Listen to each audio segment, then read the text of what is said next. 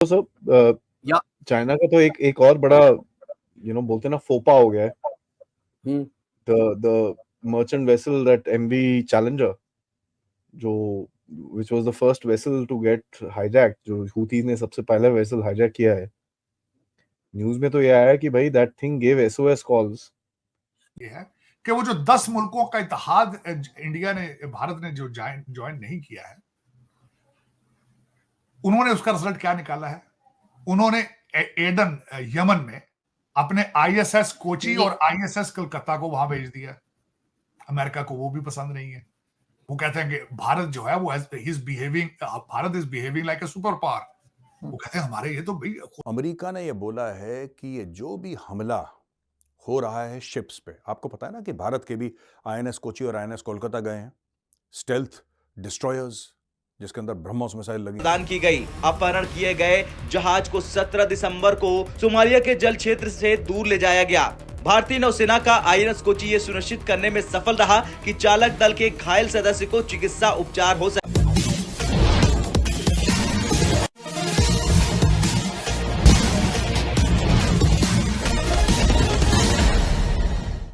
चीन को अपनी नेवी पर बड़ा गुमान था, लेकिन उसी चीन के एक वाणिज्यिक जहाज को रेड सी में हूती बागियों ने जब बंधक बना लिया तो चीनी नेवी कुछ नहीं कर पाई। आखिरकार उन्हें भारत की शरण में आना पड़ा और भारत के वारशिप आईएनएस कोलकाता ने आखिरकार उन्हें चीनी जहाज को बंधक से मुक्त कराया। भारतीय नेवी की गौरव गाथा आइए सुनते हैं। ये है कि वो जो 10 मुल्कों का इत्तेहाद इंडिया ने भारत ने जो ज्वाइन नहीं किया है, उन्होंने उसका रिजल्ट क्या निकाला है? उन्होंने एडन यमन में अपने आईएसएस कोची और आईएसएस कलकत्ता को वहां भेज दिया। अमेरिका को वो भी पसंद नहीं है। वो कहते हैं कि भारत जो है वो Bharat is behaving like a super power. वो कहते हैं हमारे ये तो भाई खुद अपने मसले खुद ही हल कर रहे हैं, हमारे पीछे नहीं आ रहे, हमारी टीम में नहीं आते, तो खुद ही लीड करना शुरू हो गए। तो ये सारी चीजें उन्हें चुभती तकलीफ होती। देखिए कोई भी इनकी जगह हो तो तकलीफ हो। खुद की इकोनॉमी खुद बैंकरप्सी पे पहुंचे में, उधर उनकी जो है वो इकोनॉमी वो 7.8% पे चल रही है, तो तकलीफ तो है ना।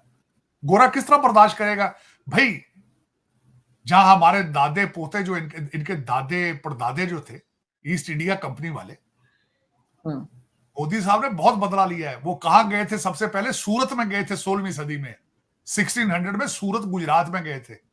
मोदी साहब आपने बड़े सही तरीके से इनको काबू किया। या चाइना का तो एक और बड़ा बोलते हैं ना फोपा हो गया है। The merchant vessel that MV Challenger जो which was the first vessel to get hijacked, जो हूथीज ने सबसे पहले वेसल हाईजैक किया है। न्यूज में तो ये आया कि भाई that thing give SOS calls.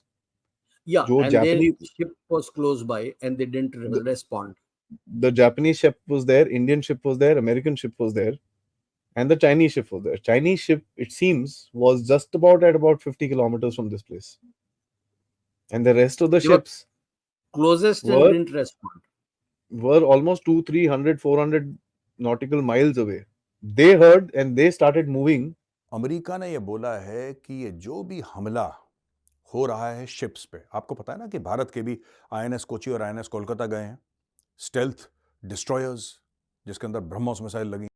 उसका कहना है ईरान बैक्ड जो हाउथी मूवमेंट है ये टारगेट करते हैं रेड सी में, यानी कि लाल सागर में ये लोग टारगेट करते हैं। और ये क्यों काम कर रहे हैं? ये कह रहे हैं कि साहब हम पैलेस्टीनियंस को सपोर्ट कर रहे हैं, इसलिए हम ये काम कर रहे हैं। तो एक आतंकवादी संगठन दूसरे आतंकवादियों को सपोर्ट कर रहा है, सब दहशतगर्द हैं सबके सब, तो ये एक दूसरे को सपोर्ट कर रहे हैं, ऐसा कह रहे हैं। लेकिन लोगों का मानना है कि इतना सिंपल नहीं है, ये इतनी सरल, इतनी आसान चीज नहीं है जितना ये लोग कहते हैं कि साहब हम इनका सपोर्ट कर रहे हैं इसलिए हम कर रहे हैं। नहीं, इसके पीछे दुनिया के ऊपर प्रेशर डालने की एक टैक्टिक है ईरान की। यानी कि जो हौथी रिबेल्स हैं उनके दिल में फिलिस्तीनियों के लिए जो भी हो, लेकिन जब वो हमला करते हैं, वो हमला इसलिए नहीं कर रहे क्योंकि फिलिस्तीनियों के साथ खड़े हैं, क्योंकि फिलिस्तीनियों के साथ तो कोई नहीं खड़ा हुआ। जो मुस्लिम देश हैं वो तक नहीं खड़े इनके साथ, वो तब इनको धुतकारते हैं, अपने घर के अंदर आने नहीं देते, कह रहे तुम घर के अंदर घुसोगे तो फिर। प्रदान की गई अपहरण किए गए जहाज को 17 दिसंबर को सोमालिया के जल क्षेत्र से दूर ले जाया गया। भारतीय नौसेना का आईएनएस कोची ये सुनिश्चित करने में सफल रहा कि चालक दल के घायल सदस्य को चिकित्सा उपचार हो सके। समुद्री लुटेरों द्वारा उसे रिहा कर दिया गया। भारतीय नौसेना के जहाज पर अपहरण उस घायल सदस्य की देखभाल की गई। इस बीच लाल सागर में लगातार हो रही लूटपाट को देखते हुए अमेरिका ने अहम कदम उठाया। दरअसल ईरान समर्थित हुती विद्रोहियों ने लाल सागर से होकर इजराइल जाने वाले जहाजों को निशाना बनाने की धमकी दी है। भारत की इकोनॉमी की ग्रोथ 7.8% है, अमेरिका को वो बर्दाश्त नहीं है। दूसरा मैं ये बताना चाहूंगा कि खासकर अमेरिका ये चाहता था कि भारत जो है वो जाके चाइना के गले पड़ जाए, लद्दाख के फ्रंट के ऊपर वहां जाके उनसे झगड़ा शुरू कर दे, वो भी नहीं किया उन्होंने। फिर भारत ने यूक्रेन में खुल के अमेरिका का साथ नहीं दिया, ये भी उनको चुभता है। फिर उसके बाद गाजा के अंदर भी भारत ने अपना स्टैंड अलग से लिया है, वो भी उनको तकलीफ है। रेड सी के अंदर अमेरिका और उसके एलाइज को हूतियों ने और सोमाली पायरेट्स ने घेरे में लेके उनका नाक में दम कर दिया है, वहां बिल्कुल शिपिंग हो ही नहीं।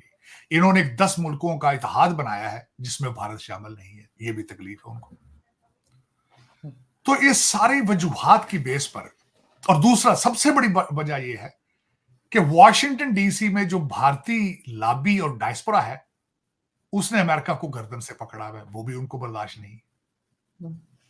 इन वजूहात पे उन्होंने ये जो पिछले दिनों सिख फॉर जस्टिस और ये सारा ड्रामा बनाया गया भारत की गुडविल को डैमेज करने के लिए, ये रिफ्टें आई दरमियान में। और लेकिन ये कि व्हाइट हाउस के स्पोक्सपर्सन उन्होंने बोला है कि long term support of the Houthis ये पूरे रीजन को डिस्टेबलाइज कर रहा है और collective international action to address the challenge posed by Iran's involvement. तो अब इन्होंने बोला है कि हमें पूरा एक इंटरनेशनल इंटरवेंशन चाहिए इस मामले में।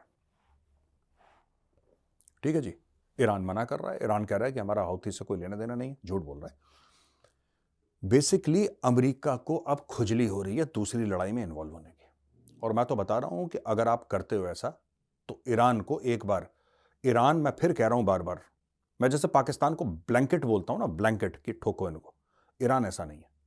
ईरान एक अच्छा मुल्क है, ईरान के लोग अच्छे हैं, मुझे बड़े अच्छे लगते हैं, बड़े they good people, decent people Iranians. लेकिन उनकी जो टॉप, जो उनकी क्लर्जी है, जो पागल मौलवी बैठते हैं वहां पे, मुल्ले, वो काले शाले कपड़े पहन के, जो भूत टाइप के, those are very dangerous people. इन्होंने फिर किसी को मार दिया हिजाब के चक्कर में कल परसों।